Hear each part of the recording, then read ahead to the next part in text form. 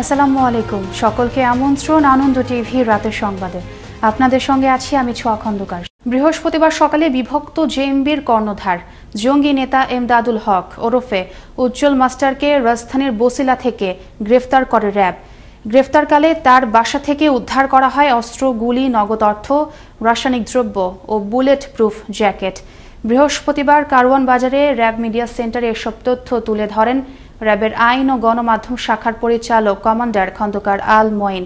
RAB জানায়, আসামি এমদাদুল জেএমবির অর্থ যোগান দেওয়ার জন্য দেশের বিভিন্ন স্থানে ডাকাতি করত।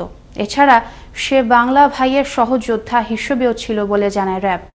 আইন শৃঙ্খলা বাহিনীর অভিযানে সে 2012 সালে, 2015 সালে এবং 2016 সালে সে গ্রেফতার হয়। গ্রেফতার থেকে ছাড়া পাওয়ার পর সে পুনরায় ছদ্মবেশে সে টাঙ্গাইল, ময়মনসিংহ, জামালপুর, নারায়ণগঞ্জ ও ঢাকায় অবস্থান করে। উক্ত অভিযান থেকে উদ্ধার করা হয় অস্ত্র, গুলি, নগদ অর্থ, রাসায়নিক দ্রব্য, অভিনব পদ্ধতিতে তৈরিকৃত বুলেট প্রুফ জ্যাকেট ও উগ্রপন্থী বই। প্রকৃত আসামি শনাক্ত করতে দেশের সকল কারাগার ও থানায় ক্রমান্বয়ে বায়োমেট্রিক পদ্ধতি চালু করার নির্দেশ প্রদান করলেন হাইকোর্ট।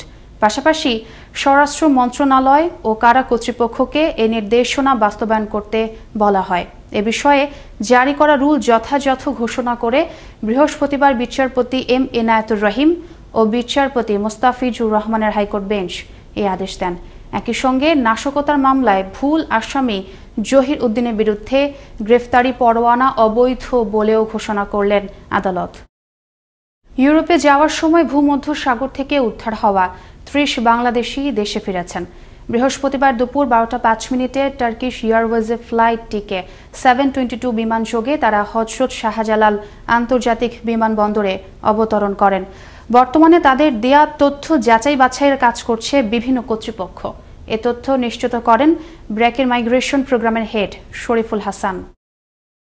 গেল 24 ঘন্টায় দেশে করোনায় মৃত্যু হলো 58 জনের। এ নিয়ে মৃতের সংখ্যা বেড়ে দাঁড়ালো 26,794 জনে। নতুন করে করোনা শনাক্ত হয়েছে আরও 2,588 জনের শরীরে। সব মিলিয়ে দেশের মোট করোনা রোগীর সংখ্যা দাঁড়ালো 15,24,890 জনে। বৃহস্পতিবার বিকেলে স্বাস্থ্য অধিদপ্তরের এক সংবাদ বিজ্ঞপ্তিতে এ তথ্য জানানো হয়।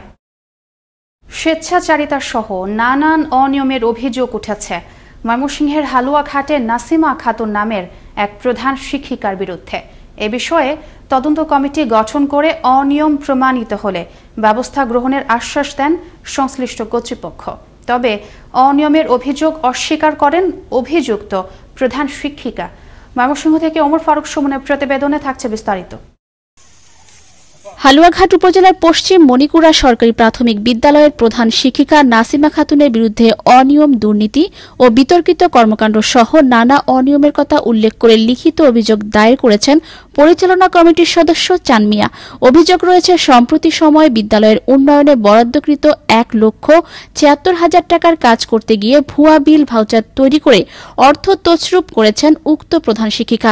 এছাড়া মানসম্মত পাঠদান করা হয় না এমন অভিযোগ শিক্ষার্থী অভিভাবকদের। যে 355 কেজি আনলো 415 কেজি বছর করে, এটার কারণটা কি? যা কিছু করে হেডমাস্টার নি বিএসসি স্যার, তারা দুইজনে উল্টাপাল্টা করে কিভাবে কি করে কাউকে বলেন, আমাদেরকে কেউ ডাকে না। অন্য অন্য গ্রামে যে সরকারি স্কুলগুলো আছে ওইগুলো ভালো পড়া হইতেছে, তো এই স্কুলে কেন ভালো পড়া হইতেছে না? স্কুলে কাজ কাম কম, লেওয়ারা কম, সারাদিন খেলাধুলা করে তারা মাথা বিল্লা। এদিকে প্রধান শিক্ষিকার বিরুদ্ধে অভিযোগে আনিত 49 কেজি লোহার ভুয়া বিল ভাউচার তৈরির ব্যাখ্যা দিয়েছেন কমিটির 2 সদস্য।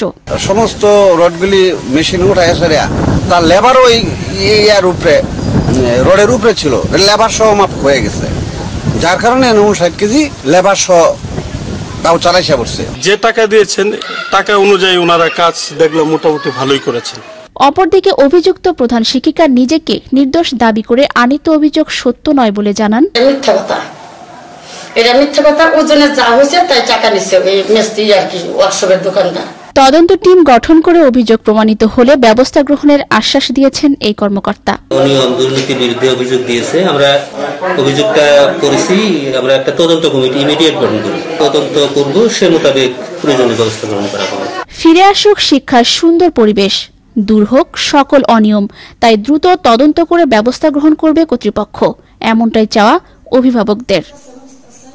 নয়নমণি, আনন্দ টিভি, ন্যাশনাল ডেস্ক। বৃহস্পতিবার রাজধানীর সেনানিবাসের গলফ ক্লাবে অনুষ্ঠিত হল 4 দিনব্যাপী চলা Mujib Borsho trust bank open golf tournament 2021-এর পুরস্কার বিতরণী অনুষ্ঠান। এতে প্রধান অতিথি হিসেবে উপস্থিত ছিলেন বাংলাদেশ সেনাবাহিনী প্রধান ও বাংলাদেশ গলফ ফেডারেশনের সভাপতি জেনারেল এস.এম. শফিউদ্দিন আহমেদ।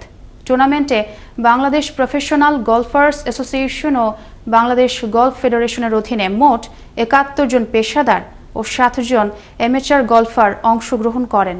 পরে বিজয়ীদের মাঝে পুরস্কার বিতরণ করা হয়।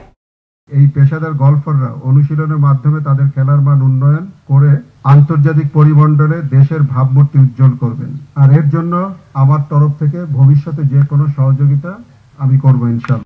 বৃহস্পতিবার রাজধানীর গুলশান 1-এ উদ্বোধন করা হলো এনআরবি ব্যাংকের নতুন প্রধান কার্যালয় ও ইসলামী ব্যাংকিং গুলশান শাখার। এর উদ্বোধন করেন এনআরবি ব্যাংক লিমিটেডের চেয়ারম্যান মোহাম্মদ মাহতাবুর রহমান। এ সময় উপস্থিত ছিলেন ব্যাংকের ভাইস চেয়ারম্যান দ্বয় তাতাইয়ামা কবির ও মোহাম্মদ জামিল ইকবাল। এছাড়াও উদ্বোধনকালে ব্যাংকটির অন্যান্য ঊর্ধ্বতন কর্মকর্তাগণ উপস্থিত ছিলেন। মালিকানা সহ নানা বিষয়ে দেশের আর্থিক খাতে সাড়া জাগানো মোবাইল ফাইন্যান্সিয়াল সেবা নগদকে নিয়ে সাম্প্রতিক সময়ে যে গুজব ছড়ানো হচ্ছে সে বিষয়ে কড়া জবাব দিলেন ডাক অধিদপ্তরের মহাপরিচালক সিরাজ উদ্দিন। বৃহস্পতিবার এক ভিডিও বার্তায় তিনি বলেন, নগদ ডাক বিভাগেরই সেবা। আমি দৃঢ়ভাবে বলতে চাই, নগদ ডাক বিভাগের অন্যান্য সেবার মতোই একটি সেবা। নগদ ডাক বিভাগের সঙ্গে রাজস্ব আয়ের অংশীদারিত্বের ভিত্তিতে দেশের 5.5 কোটি মানুষকে মোবাইল ফিনান্সিয়াল সেবা দিয়ে যাচ্ছে। 2017 সালে থার্ড ওয়েভ টেকনোলজিসের সাথে সরকারের যথাযথ নীতিমালা অনুসরণ করে টেন্ডার প্রক্রিয়ার মাধ্যমে একটি চুক্তি স্বাক্ষরিত হয় এবং সেই চুক্তির ভিত্তিতেই ডাক বিভাগ নগদ সেবা দিয়ে যাচ্ছে। বৃহস্পতিবার বিকেলে ময়মনসিংহের ভালুকার মেদুয়ারি ইউনিয়নের বড়াইত বাজারে অনুষ্ঠিত হল বিট পুলিশিং কার্যক্রম ত্বরান্বিতকরণ সহ ইফটিজিং ও মাদক বিরোধী সমাবেশ। আওয়ামী লীগ নেতা আক্তার হোসেনের সভাপতিত্বে সমাবেশে বক্তব্য রাখেন মডেল থানার উপপরিদর্শক নজরুল ইসলাম, উপপরিদর্শক সোনা মিয়া এবং প্রধান শিক্ষক আতিকুর রহমান সহ স্থানীয় গণ্যমান্য ব্যক্তিবর্গ। বৃহস্পতিবার দুপুরে চুয়াডাঙ্গার বাগানপাড়ার একটি বাড়ির গুদামে যৌথ অভিযান পরিচালনা করে জেলা প্রশাসন ও র্যাব। এ সময় ওই গুদাম থেকে জব্দ করা হয় বিপুল পরিমাণ নকল প্রসাধনী। পরে গুদামটি সিলগালা করে গুদামের মালিক গোলাম মোস্তফাকে 2 লাখ টাকা অর্থদণ্ড ও অনাদায়ে 3 মাসে বিনাশ্রম কারাদণ্ড প্রদান করেন জেলা প্রশাসনের ভ্রাম্যমাণ আদালত। এগুলো পণ্যের শতকরা প্রায় 98% পণ্য সংরক্ষণ আইন 2009-এর 41 ধারা অনুসারে ভেজাল পণ্য বিক্রয় করার জন্য তার 2 লক্ষ টাকা জরিমানা, অনাদায়ে 3 মাসের বিনাশ্রম কারাদণ্ডে দণ্ডিত করা হয়েছে। মানিকগঞ্জের শিবালয় বাজারে চায়না দুয়ারি ও কারেন্ট জালের বিরুদ্ধে অভিযান পরিচালনা করে উপজেলা প্রশাসন। বৃহস্পতিবার সকালে শিবালয় উপজেলার সহকারী কমিশনার ভূমি এস.এম. আবু দরদাই অভিযান পরিচালনা করেন। এ সময় নিষিদ্ধ চায়না দুয়ারি ও কারেন্ট জাল বিক্রি করার জন্য মজুত করা গোডাউন থেকে 3 লক্ষ টাকার চায়না দুয়ারি ও কারেন্ট জাল জব্দ ও একজনকে আটক এবং অপর একজনকে বিনাশ্রম কারাদণ্ড প্রদান করা হয়। গোপন সংবাদের ভিত্তিতে গেল রাতে কুমিল্লার ভাটেরা পশ্চিমপাড়া এলাকায় অভিযান চালিয়ে 12 কেজি গাঁজা ও 61 ক্যান বিয়ার সহ 2 মাদক কারবারিকে আটক করে র্যাব। আটক মাদক ব্যবসায়ীরা কুমিল্লা সহ বিভিন্ন জেলায় গাঁজা ও বিয়ার সহ বিভিন্ন ধরনের মাদকদ্রব্য ক্রয় বিক্রয় করে আসছিল। বৃহস্পতিবার দুপুরে এক প্রেস বিজ্ঞপ্তিতে র্যাব 11 এর পক্ষ থেকে জানানো হয় এ তথ্য। উপকূলীয় এলাকায় জেলেদের জীবনযাত্রার মান বাড়াতে এবং মাছ ধরায় ঝুঁকি কমাতে মুজিব জন্মশতবার্ষিকী উপলক্ষে জেলেদের মাঝে রেডিও এবং লাইফ জ্যাকেট সহ অন্যান্য সুরক্ষা সামগ্রী প্রদান করল বাংলাদেশ কোস্ট গার্ড দক্ষিণ জোন। এতে প্রধান অতিথি হিসেবে উপস্থিত ছিলেন বাংলাদেশ কোস্ট গার্ডের মহাপরিচালক রিয়ার অ্যাডমিরাল আশরাফুল হক চৌধুরী সহ কোস্ট গার্ডের ঊর্ধ্বতন কর্মকর্তাগণ। বরিশাল ব্যুরো প্রধান কাজী আলামিন জানাচ্ছেন বিস্তারিত। ভোলা জেলার অন্তর্গত মেঘনা ও তেঁতুলিয়া নদী সংলগ্ন প্রত্যন্ত অঞ্চলের জেলেদের মাঝে জীবন রক্ষাকারী উপকরণ বিতরণ করেছেন বাংলাদেশ কোস্টগার্ড দক্ষিণ জোন। এ সময় প্রধান অতিথি হিসেবে উপস্থিত ছিলেন বাংলাদেশ কোস্টগার্ডের মহাপরিচালক রিয়ার অ্যাডমিরাল আশরাফুল হক চৌধুরী। এছাড়া উক্ত অনুষ্ঠানে কোস্টগার্ডের ঊর্ধ্বতন কর্মকর্তাগণ উপস্থিত ছিলেন। সুরক্ষা সামগ্রী পেয়ে খুশি জেলেরা। নদীতে এত আগে থেকে জাল পাই আর এই জিনিস কোনো সময়ই পাইনি। আজকে কোস্টগার্ডের মাধ্যমে আমরা এই জিনিসটা পাইলাম। আবার খবর জানার জন্য আবার খবর জানিয়ে আমরা সিগন্যাল টানলে উপরের দিকে উঠতে আইতে পারব, এই জন্য রেডি দিছে আমাদের সরকার, ভালোর জন্য দিছে। উপকূলীয় এলাকায় জেলেদের জীবনযাত্রার মান বাড়াতে ও মাছ ধরায় ঝুঁকি কমাতে বিতরণ করা হয়েছে সুরক্ষা সামগ্রী। আমরা খবর শুনে সামনে আগানোর চেষ্টা করব। আমরা যেগুলো পাইছি সমুদ্রে যাইলে আমাদের কোনো সমস্যা হইব না। শুধু মৎস্য সম্পদ সংরক্ষণে নয়, চোরা কারবারি ও মাদক নিয়ন্ত্রণে অত্যন্ত গুরুত্বপূর্ণ ভূমিকা রয়েছে এই সংস্থাটি। পাশাপাশি যথাসময়ে জেলেদের সাহায্য সহযোগিতা ও সুরক্ষা সামগ্রী বিতরণের মাধ্যমে রক্ষা হবে মা ও জাটকা ইলিশ, বাড়বে উৎপাদন, এমনটি মনে করছেন সংশ্লিষ্টরা। কাজী আলামিন, আনন্দ টিভি, ভোলা।